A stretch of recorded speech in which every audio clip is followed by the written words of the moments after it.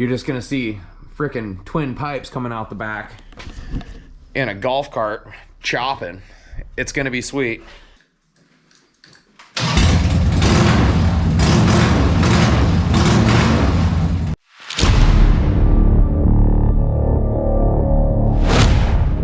So for those of you that didn't see the last video in this build series, I started out, I did a trailing arm rear suspension, and well, turns out I mounted my rear shocks here off the outside of my my trailing arms, and what happened was when I lowered this thing down and put the weight on it, the radius arm, or the trailing arm, rolled down, and it was hitting the brake caliper. On the other side, it was hitting the drive sprocket, or close to it.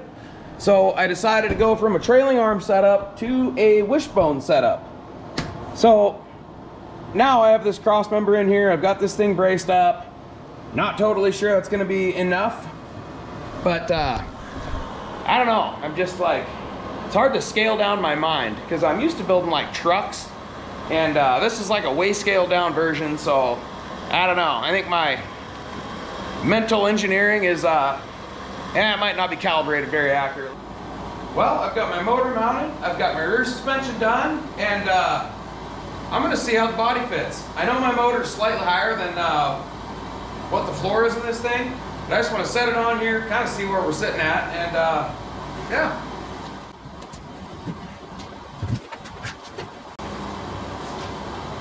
All right, well, I see that I am gonna have to trim the tub a little bit right here where the seat goes.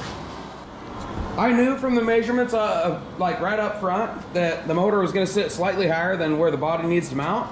So I got about an inch here between the body mount and the body. And then the back, well, it's a little, I think I could reach up in here. I'm about an inch and a half, about 2 fingers. What I can see what I need to do here is I'm going to have to cut this tub, something like that. Probably come up to this cutout here, come straight across and down, and then I'll set the motor will sit right up into, well, where the seat goes. I do know that I'm gonna have to raise the seat a little bit from where it went. I've been kind of thinking too about how to mount a gas tank. I really want to build a gas tank, but I think it would look kind of cool if I just set the gas tank like right here between the seats. See, I don't know. I'm undecided. Why don't you guys tell me in the comments what you think about having the gas tank right between the seats? All right, well, we're making some good headway here. I got my seats mounted. You can kind of see my driver's seat sits up higher than the passenger seat. And I know my seats are real chewed up. I'm sure I'll do something about that. So I'll get back here, show you what I got going on here. So I got my little slip collar, so my seat bracket removes. The seat latch works just like it was supposed to. I had to build this bracket, kind of come up and get a pedestal to run over the motor so my seat has some support. Kind of see what I got going on right there. Seat sets right on that pedestal. And then my latch, I had to extend it. It's kind of not fun to get this deal installed in and out, but that's fine. Seat latches, pads there. I've got my slip collar on here. That's what makes this thing removable so that my motor is removable. So now I got basically the body stuff done. I have a V-twin 1200 Sportster motor in this Harley golf cart, and I've got seats in, and yeah. So now the next obvious thing would be fuel.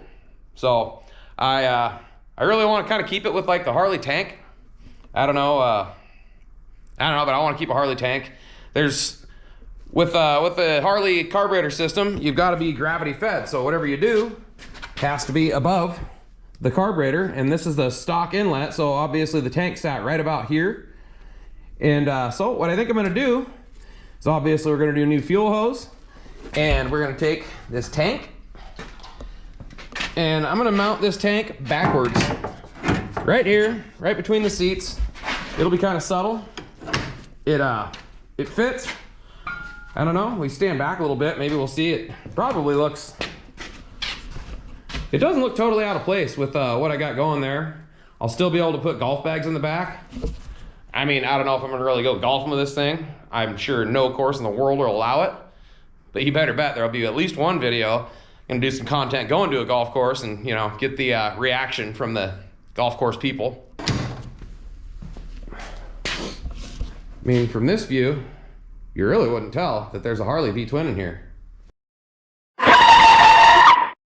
All right, well, it's break time, as in time to have brakes, like stop. So yeah, I've messed around a little bit with a stock caliper, and the stock rotor is a little wider than this, and honestly, this is a golf cart, and it's not meant to go fast or stop fast. So yeah, I ran the pedal. It's all just cable operated brakes here, and I did set this guy down there. I set it on my rear rotor, but it didn't seem to do anything near what I needed it to do. So, get that guy out of the way. So obviously I've got my caliper on here. This is the caliper that came with this axle kit, with the rotor. Boy, that stuff's all loose. Gotta tighten that up. Anyways, so got the caliper on there. I can pull it back off. There's my mounting area. So I've got a little piece of steel here cleaned up. And yeah, so I'm gonna basically, right now, I'm just gonna make this bracket fit, notch it for the piston there, make it so the bolt holes go in, and then with the excess here, then I'll figure out how to fit this thing on and make the, well, weld the bracket on and make this thing work. All right, what does that look like? Yeah, I'll do something like that. I'll trim that bigger line. Then it should go on here about like it needs to. I'll take the paint off of this control arm, trailing arm, whatever you want to call it, and boom, caliper bracket, I believe. All right, I was able to pump my brake up. I got that thing so it's not totally wobbly on here now. So kind of run it down there. We can't have it touching the rotor on the outside. Should be tight now. Yeah, tighter. It's rubbing. Pull it out just a skosh. Got a tack there. I think it's running true. What I'm gonna do is I'm gonna get this tacked better.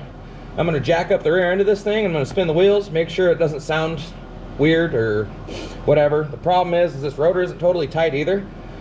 I mean, it doesn't all have to be perfect, but I want it as close to perfect as I can get it, obviously. So,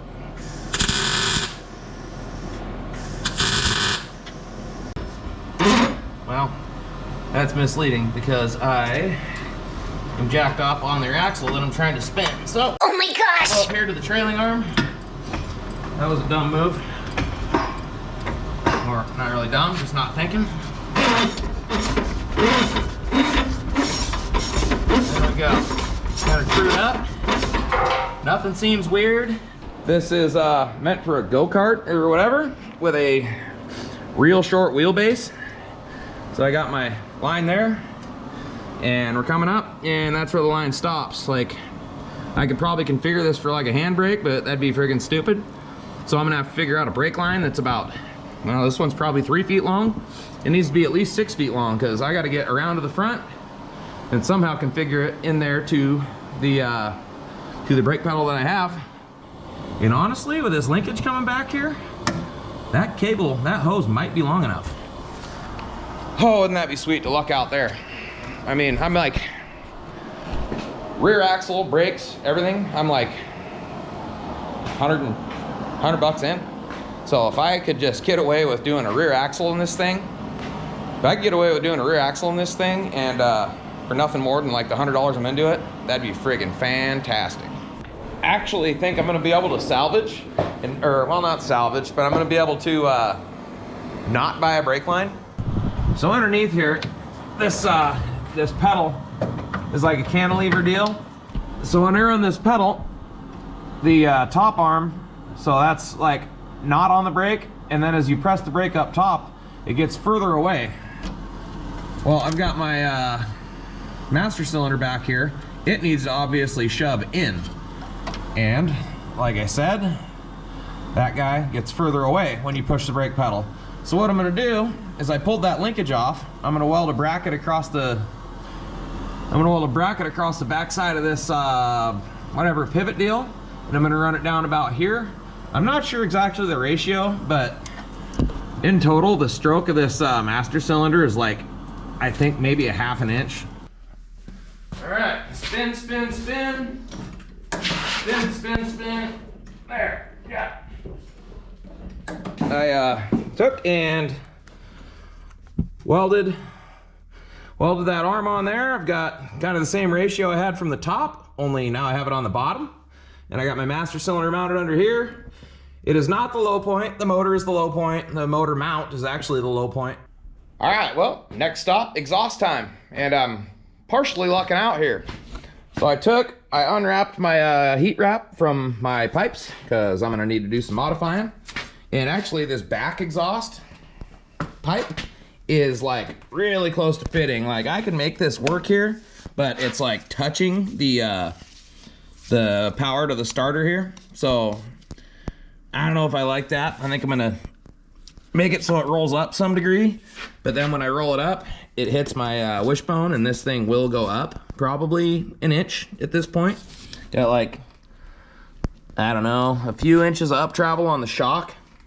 And then this is about halfway, so it would probably do about half of that.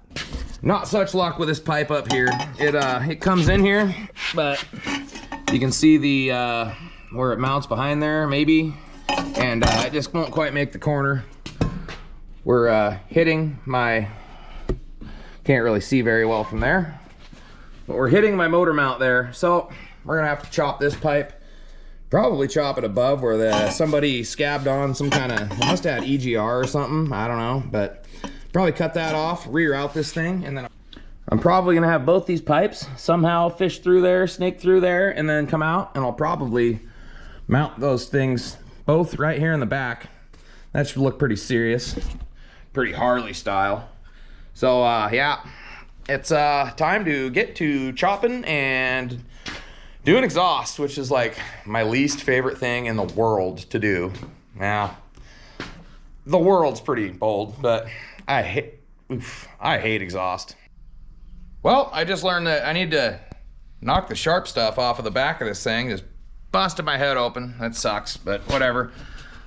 Well, I've been working on an exhaust. Been doing a little here, a little there every day after work, so it's been kind of tough to film. But anyways, I've got exhaust on here. I had a bunch of leftover 2-inch from my Turbo Mustang project. Probably talked about that before.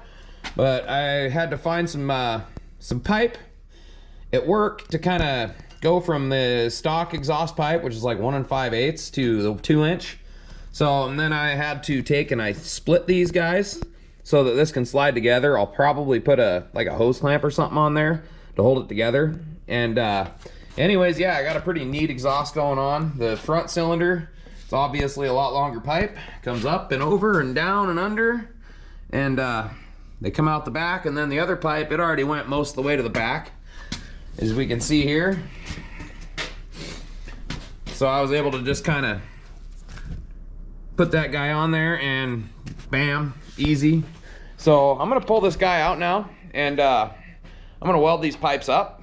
And then, well, the last thing, once I got everything welded up, is I'll come to the back here, and I've got, I'm gonna trim these guys, kind of, I don't know, do some kind of cool cut, teardrop, or a spike, or I don't know, something like that. I might just do a miter cut. Hell, I might just keep them straight like this other side.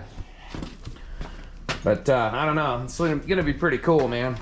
Honestly, when this thing's on the ground, you're not gonna see that those pipes don't come all the way from the front at the same angle.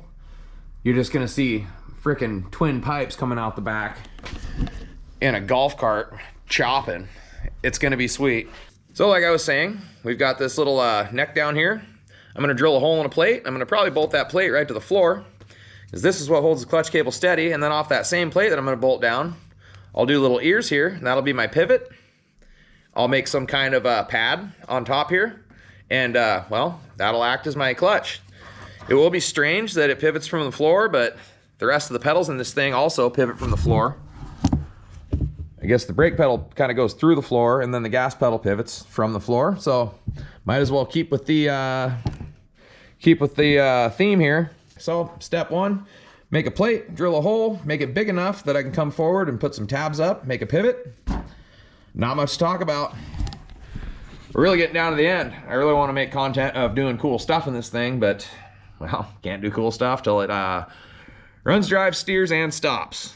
Well, we're right on the 1 yard line here, and well, I made my shifter up, which I'm was pretty proud of. I mean, it looks pretty neat. I used automatic shifter training cable like I said I would. Got a cool little bracket down here, drops down, bolts right into the stock shifter. But I made one, well, in hindsight, pretty obvious miscalculation. I had this shifter cable in here, kind of jam nutted in, and obviously as I run through the stroke, it changes the height and it twisted off the end of the shifter cable. So I got a few options here. I got like a little mini turnbuckle here that's not the right thread pitch, but I've got a tap. I'm going to attempt to rethread one end of this, maybe thread it onto the shifter cable and jam nut it, and then reattach here. Like I said, in hindsight, pretty freaking obvious, but well, part of R&D. I don't draw this stuff up and make sure it works. I just kind of have an idea and we go for it, like probably most everybody. So, on the 1 yard line, we're gonna get through making this shifter work, hopefully. All right, well, we know the fuel leaks a little bit, but we know the oil doesn't leak a little bit, and I don't think we're gonna catch fire here. So, YOLO.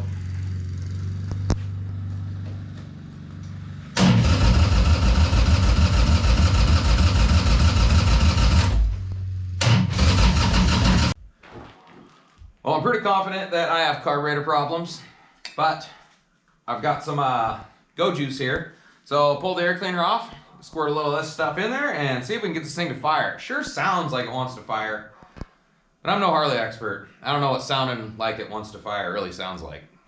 So, here we go.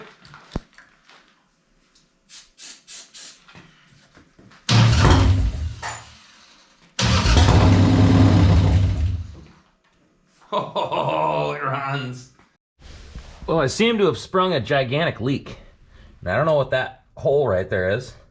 But, well, let's mowed the lawn, letting the battery charge here. And came back to a gigantic leak. Well, I took the carb apart, cleaned it up. It was nasty. Couldn't see through the primary or the idle jet. Turn the fuel on now, and I think I have a stuck float. It's easy to take apart, probably fix that. But I want to see this thing run. It should run even with a stuck float. Not ideal, but it should run. And I really want to see this thing run. So, dun, here we go.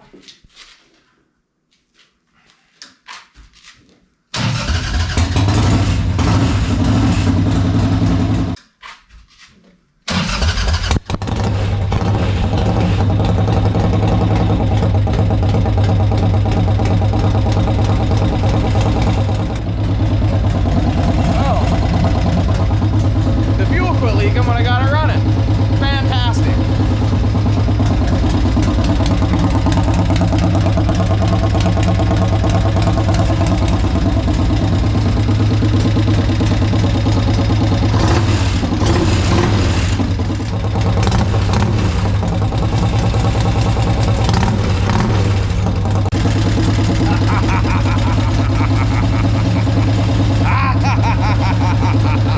Hell yeah.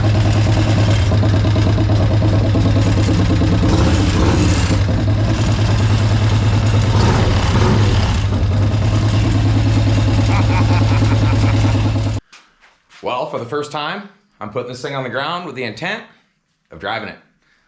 So, let's put it down and, well, let's go for a drive.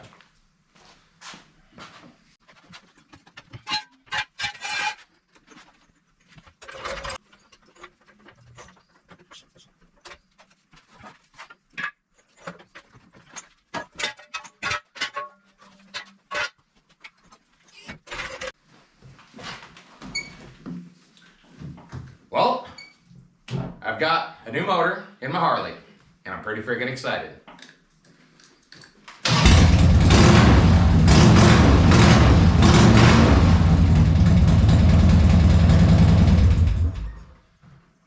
Well, there it is, guys. It's running. Pretty sure it's driving. And, well, come back for the next one. We're going to be tearing shit up.